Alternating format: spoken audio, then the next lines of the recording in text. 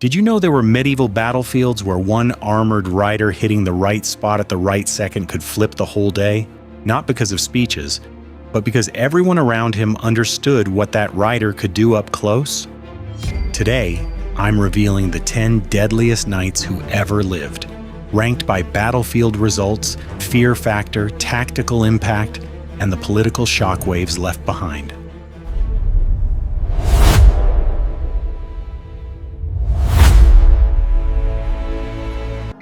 Starting at number 10, Sir John Chandos, the English banneret and war captain who helped turn the 100 Years' War into a professional killing machine. Imagine you are a foot soldier in the dark before dawn, rain in your face, and the man in charge is not screaming, not praying, not panicking, just placing units where you do not want to see them when daylight hits. Chandos fights in the mid-1400s across northern France, during the ugly grind of Edward III's campaigns and the Black Prince's raids. In plain terms, Chandos is not the loud hero in the front, he is the system. He is the kind of knight who makes archers, men-at-arms, and scouts work together on purpose. In the world of chivalry, his role is the professional commander knight, the man who treats war as logistics, timing, and discipline. The reason Chandos belongs on this list is simple. Enemies feared the order he brought. He understood terrain, controlled when to fight, and forced opponents into bad angles where heavy cavalry and disciplined infantry could crush morale fast. He also knew money mattered, so he captured, negotiated, and kept armies together with reward and structure. He wasn't just brave, he was effective, and that is always worse for the other side. Records describe Chandos in multiple contemporary and near-contemporary sources, including accounts connected to the Black Prince's circle. One famous anchor is the Chandos Herald, a chronicler often linked to his household, who details campaigns and the culture of war around him. Some details in medieval chronicles carry bias, and that is normal, but the repeated pattern is consistent. Chandos shows up where battles turn from messy to controlled. Here is the signature moment that defines him. After a raid, when the countryside is already on fire and locals are fleeing, Chandos does not chase noise. He consolidates, sets ambush points, and forces an enemy pursuit into narrow ground where English troops can fight in formation. No romance, no tournament nonsense, just a trap built with patience, then sprung with steel. Men die because Chandos chooses the place and the minute. What makes this terrifying is the mindset.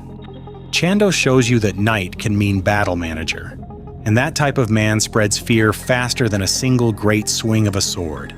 In a world where armies break when leadership cracks, he keeps leadership solid. This is proof that discipline can be deadlier than rage. Moving to number 9, we leave the organizer and meet the nightmare raider. Moving to number 9, Sir James Douglas, remembered as the Black Douglas, the Scottish knight whose name turned into a warning. Imagine you are in a fortified English outpost. You have supplies, you have walls, and you think the night is yours, then you hear the first sign that someone has been watching you for days. Douglas fights in the early 1400s during the Wars of Scottish Independence in the borderlands where politics and murder blend together. In plain terms, he is Robert the Bruce's weapon in the dark. His role is the Terror Knight, the raider commander who uses speed, fire, and surprise to break control without needing a set-piece battle. This is not about shining armor in sunlight. This is about how power works when law collapses. Douglas makes this list because he turned fear into a tactic. He hit supply lines, burned resources, slaughtered garrisons when it served a larger strategy, and created a reputation that forced English commanders to overreact. He used intelligence from locals, moved fast with small numbers, and punished hesitation. He wasn't just violent, he was systematic, and his violence carried political purpose. Medieval Scottish sources describe Douglas with a mix of pride and dread, and English records treat him as a serious threat, not a folklore character. One anchor comes from John Barber's epic account of the Bruce, which frames Douglas as a central instrument of war. Epic language exists, sure, but the underlying events match the kind of border warfare documented in broader administrative records. Raids, reprisals, burned holdings, and constant insecurity. Douglas has a signature moment that still gets repeated because it shows his style. He leads a night assault on an English-held position, hits the guards quietly, then turns the inside of the fort into panic. The attack does not depend on fair combat. It depends on confusion, speed, and the fact that defenders wake up already losing. The aftermath is not clean. It is meant to be remembered. Why this is terrifying comes down to control. Douglas proves that a knight can be a tool of psychological warfare, using raids to make whole regions ungovernable. In a world where rulers need taxes and obedience, he destroys both. This is proof that reputation is a weapon you build one harsh night at a time. Moving to number 8, we meet a man who beats stronger enemies by refusing to fight their preferred war. Moving to number 8, Bertrand du Guesclin, the Breton knight who becomes Constable of France and rebuilds a kingdom through stubborn, relentless warfare. Imagine you are an English commander expecting a proud French charge. Then the French refuse the show, refuse the gamble, and instead bleed you across months until your men start quitting. Du Guesclin fights in the later 1400s across France and into Iberia during the chaos of the 100 Years' War and related conflicts. In plain terms, he is the French answer to humiliation, a commander knight who drags war back into French hands by being practical. His role is the attrition knight, the leader who understands that winning can mean denying battles, destroying supply, and choking the enemy's ability to pay soldiers. He belongs on this list because he weaponized patience. Du Guesclin avoids glorious risks when the risk helps the enemy. He targets outposts, disrupts mercenary bands, and retakes ground piece by piece, forcing opponents to fight without comfort.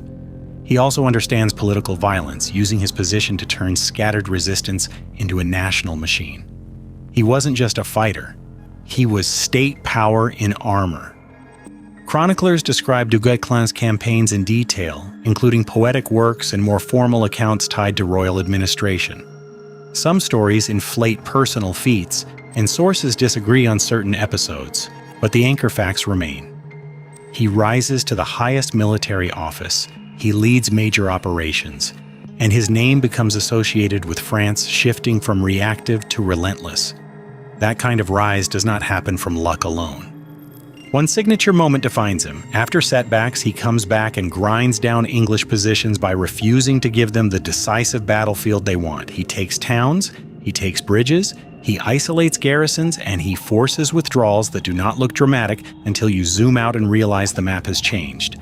Enemy commanders stop looking for glory and start looking for exits. What makes this terrifying is the lesson. Du Guesclin proves that the deadliest knight might be the one who denies you the fight you trained for and then ruins you anyway. In a world where nobles crave decisive clashes, he turns war into accounting, hunger, and exhaustion. This is proof that patience can kill at scale. Moving to number 7, we step into Italy, where contracts replace banners and war becomes a paid profession. Moving to number 7, Sir John Hawkwood, the English mercenary captain who becomes the face of Italian condottieri warfare. Imagine you are a city-state leader watching your treasury drain because you know if Hawkwood gets hired by your enemy, your countryside will pay the price by morning. Hawkwood operates in the 1400s across northern and central Italy in a fragmented political world of Florence, Milan, the Papal States, and rival families. In plain terms, he is a foreign knight who turns into a war entrepreneur. His role is the mercenary commander knight, leading professional companies built on pay, discipline, and ruthless negotiation. He fights for money, but he survives because he understands power and timing. He belongs on this list because he weaponized mobility and restraint. That sounds backwards, but it matters. Hawkwood could devastate a region, but he could also stop devastation when it bought him better terms. He used fast raids, controlled when to commit heavy troops, and protected his men's cohesion, making his company reliable in a world full of betrayal. He wasn't just a hired sword, he was a moving threat that could be aimed. The proof for Hawkwood is unusually physical. Florence honors him with a large memorial image in the cathedral, a public statement that the city remembered exactly what he meant. Contracts and payment records survive in various forms, and chronicles mention his company in campaigns. Sources suggest his reputation grew partly because Italian elites feared disciplined foreigners who did not share local constraints. The fear was not imagined, it was practical. His signature moment is not one clean duel, it is a decision. Hawkwood sits between employers, both sides trying to buy him, and he plays the delay until one side overextends. Then he strikes the countryside, not for drama, but to force payment and leverage. Villages burn, harvests vanish, and the political class learns that the man with the company decides the tempo, not the man with the title. What makes this terrifying is the modern feeling of it. Hawkwood shows you the knight evolving into a private military contractor with armor and banners. In a world where rulers pretend war is honor, he proves war is leverage. This is proof that money can create a deadlier kind of knight, one who sells fear to the highest bidder. Moving to number 6, we cross into Iberia, where loyalty shifts and survival depends on reading the room perfectly. Moving to number 6, Rodrigo Diaz de Vivar, remembered as El Cid, the knight warrior whose life sits between documented history and later legend. Imagine you are a fortified city leader and you hear this man is coming, not with a giant army, but with hard riders who know siege pressure, raid pressure, and how to turn your own politics against you. Rodrigo fights in the late 1100s in Castile in the contested frontiers of Iberia, where Christian and Muslim powers collide, bargain, and betray each other. In plain terms, he is a professional war leader who survives court politics by becoming too useful to ignore. His role is the frontier knight, a commander built for raids, escorts, sieges, and sudden violence in a landscape where alliances change faster than seasons. He belongs on this list because of adaptability. Rodrigo could serve a king, get exiled, build an independent power base, then return with the leverage. He led raids that funded his forces, held territory through intimidation and negotiation, and maintained cohesion among mixed followers. He wasn't just a swordsman, he was a warlord with a knight's toolkit, using honor talk when it helped and ignoring it when it did not. For proof, there is a split.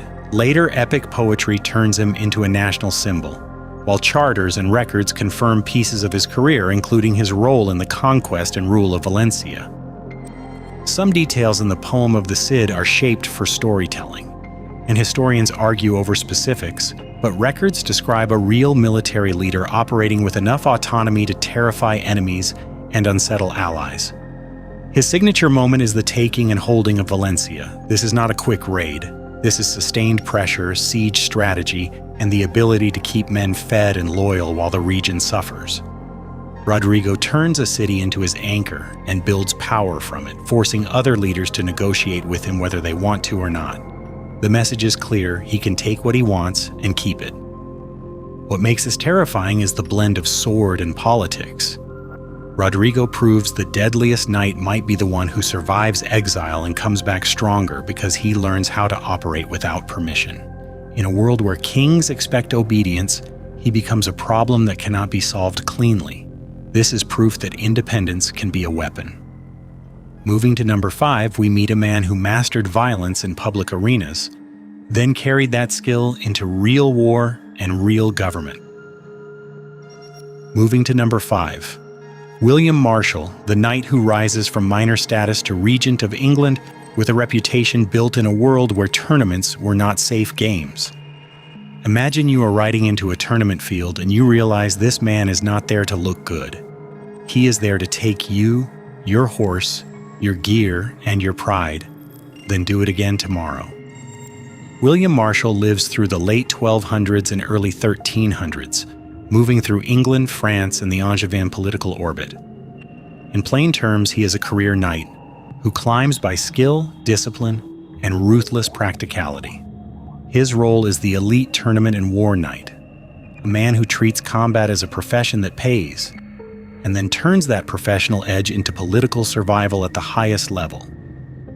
He belongs on this list because he combines personal violence with strategic stability. Marshal fights, captures, and wins in the brutal economy of tournaments, then uses the same control and courage in civil conflict. He understands loyalty, but he also understands leverage. He wasn't just a champion, he was a kingmaker with scars, and that combination changes history. The proof anchor is unusually strong. A detailed biography written near his lifetime, often called The History of William Marshal, gives a deep account of his career, including tournaments, campaigns, and court politics. Biographies can polish reputations, sure, but the scale of detail and the alignment with known events make it hard to dismiss. Records describe a man whose reputation was accepted by friend and enemy alike. His signature moment comes late, when he is older and still rides into danger during the First Barons' War. At the Battle of Lincoln, he leads a charge that helps break enemy forces in the city, turning chaos into victory. The scene is not about youth, it is about a man who built his life around violence and still knows exactly where to push to collapse an opponent's will.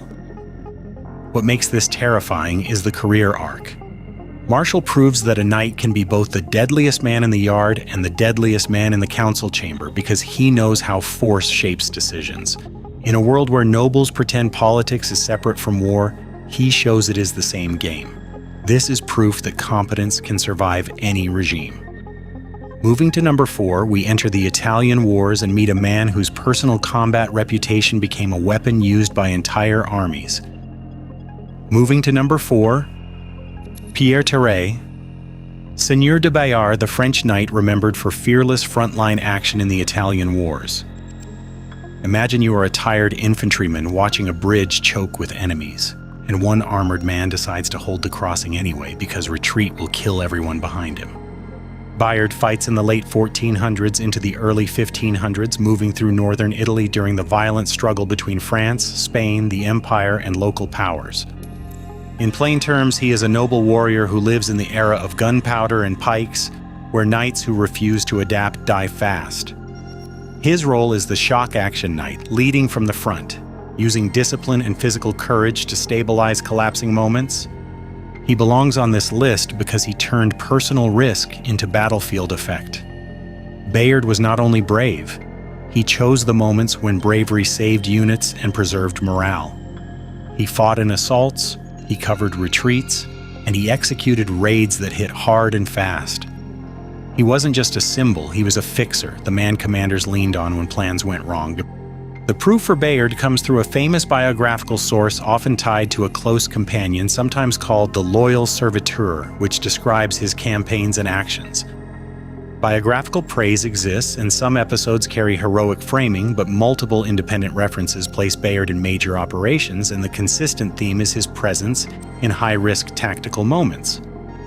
His signature moment is the defense of a bridge during the retreat near the Garigliano. Bayard holds a narrow crossing against pursuing forces, buying time for his army to withdraw. This is not theater, it is a brutal calculation. One armored man positioned correctly can slow a mass long enough to save thousands. He stands there, takes hits, and refuses to move until the job is done. Why this is terrifying is the clarity of purpose. Bayard shows the deadliest knight can be the one who makes everyone else survive, because he chooses the exact second to become immovable. In a world where hesitation kills, he removes hesitation. This is proof that courage, used correctly, becomes a tactical instrument. Moving to number 3, we shift from heroic moments to war at scale, where entire regions burn because one prince decides that fear works better than mercy. Moving to number 3, Edward of Woodstock, the Black Prince, the English war leader whose raids and battlefield wins reshaped the 100 Years' War. Imagine you are a farmer hearing hoofbeats and seeing smoke on the horizon, and you realize this is not a random bandit raid. This is a royal strategy meant to break your king's grip on the land. The Black Prince operates in the mid-1400s, chiefly in France, during the phase of the 100 Years' War where England pushes hard for leverage and legitimacy. In plain terms, he is royalty who fights. He is not a distant planner, he rides, commands, and makes choices that decide whether towns live or burn. His role is the high command knight prince, combining personal martial culture with the resources of a crown. He belongs on this list because of scale and intent. The Black Prince uses chevauchée warfare, fast-moving destructive raids designed to starve the enemy's economy and force political surrender. He coordinates archers, men-at-arms, scouts, and logistics in a way that makes his army move with frightening speed. He wasn't just a knight with a title. He was a campaign engine, and whole provinces paid for it. The proof anchor for him is strong because multiple chronicles describe his campaigns, including accounts associated with Jean Froissart, along with administrative records tied to ransoms, prisoners, and the aftermath of battles. Some chroniclers polish royal image, and sources disagree on numbers, but the core is not debated. He wins at Crécy as a young leader, he devastates regions, and he captures a king at Poitiers. That is not myth. That is politics enforced by violence. Here is the signature moment, the Battle of Poitiers. The French king's army expects England to break or be crushed. The Black Prince positions his forces to exploit terrain, controls his line, then executes the fight so the French assault collapses into confusion. In the chaos, the French king is captured. One battle turns into years of bargaining because the king becomes a hostage and the country becomes vulnerable. What makes this terrifying is the message sent to every ruler watching. The Black Prince proves a night can be a strategic disaster for entire nations, not just individuals. In a world where legitimacy rests on control, he shows control can be purchased with fire and prisoners. This is proof that war at scale can still hinge on one commander's nerve and planning.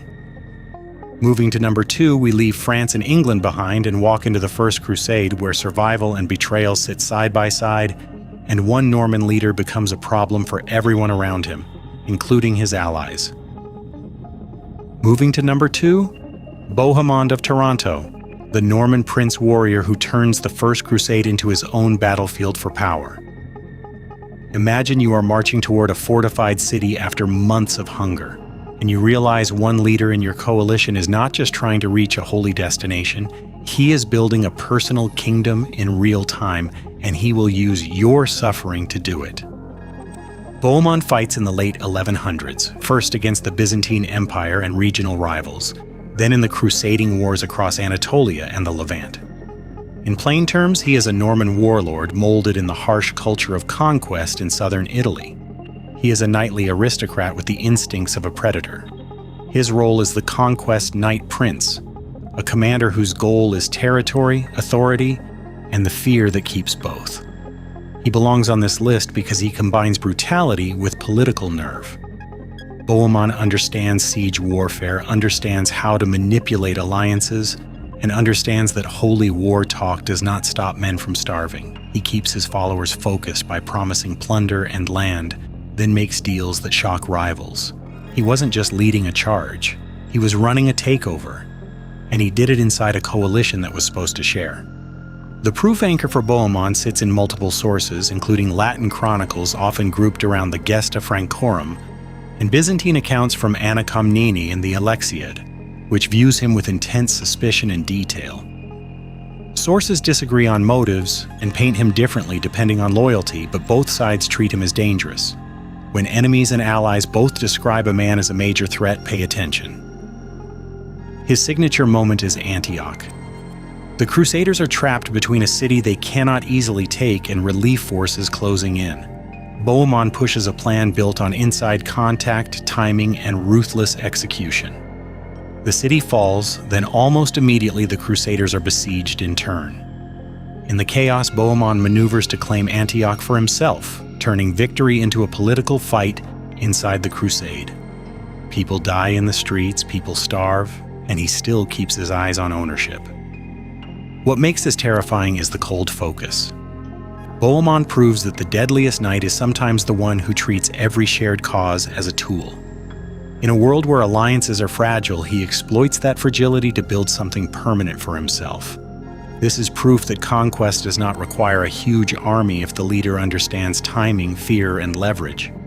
Moving to number 1, we meet the figure whose name became shorthand for a war leader who fights personally, thinks strategically, and forces even enemies to respect him because refusing to respect him gets people killed. Moving to number 1, Richard I of England. Remembered as Richard the Lionheart, the crusading king knight who built a reputation that still refuses to settle into one neat category. Imagine you are facing an enemy force after months of marching, heat, disease, and distrust among allies, and the opposing commander rides the line in armor close enough to be targeted because he believes fear spreads faster when leadership is visible. Richard operates in the late 1200s during the Third Crusade with major actions across the eastern Mediterranean, including Cyprus and the coast of the Levant. In plain terms, he is a king who behaves like a frontline war captain, and that combination changes everything around him. His role is the apex knight ruler, a man with crown resources who still chooses to fight in person, pushing operations that require discipline, money, shipping, supply, and pure nerve. He takes number one because of the total package: command presence, tactical aggression, and the ability to force negotiations through demonstrated threat. Richard runs sieges, manages fractious allies, and keeps an army operating far from home. He also understands political violence because his war is not only against external enemies, it is against collapse inside his own coalition. He wasn't just a warrior king. He was a human weapon system backed by a treasury and an image that made men follow him into situations that should have broken them. The proof anchor for Richard sits in multiple narrative and administrative sources, including the itinerary of the Pilgrims and Deeds of King Richard, accounts by chroniclers such as Roger of Howden, and later compilations drawing on eyewitness material. Sources disagree on certain dramatic details, and medieval writers enjoyed spectacle, so any single heroic claim deserves caution. Still, records describe consistent realities: Richard's operational decisions, his presence at major battles, and the fact that even his enemies treated him as a primary variable in their planning. That is the key. Leaders planned around him. His signature moment is the Battle of Arsuf. Richard's army is under constant pressure from Saladin's forces during a coastal march. Discipline is everything, because one panicked break turns into a slaughter. Richard holds the formation until the right moment, then releases a controlled counterattack that hits hard and restores initiative. The fight becomes a statement. His army will not be bled slowly into pieces. He forces a stand-up battle on terms that protect his troops, then proves he can strike with precision. Afterward, the strategic situation shifts because confidence shifts, and confidence changes diplomacy. What makes this terrifying is the durability of the effect. Richard proves the deadliest knight can be the one whose presence stabilizes a crumbling enterprise and turns it into a threat again. In a world where a campaign can die from leadership failure, he keeps it alive through force of will and competence, and that keeps people dying on the other side. This is proof that the most dangerous medieval warfighter is the one who can fight, lead, and negotiate from a position created by his own battlefield credibility. And that is why he sits at number one. So that is the list: 10 knights, 10 different kinds of danger, from discipline and raids to siege, craft, and royal command. These men were not fairy tale heroes. Records describe professionals who understood that armor, horses, money, and political pressure mattered more than speeches, and they used that reality to crush opponents who expected something cleaner. Now tell me straight in the comments, who was your favorite on this list and why? Hit like, subscribe, and stay here, because the next video goes even darker into the real machinery behind medieval warfare and the tactics rulers used when honor stopped working.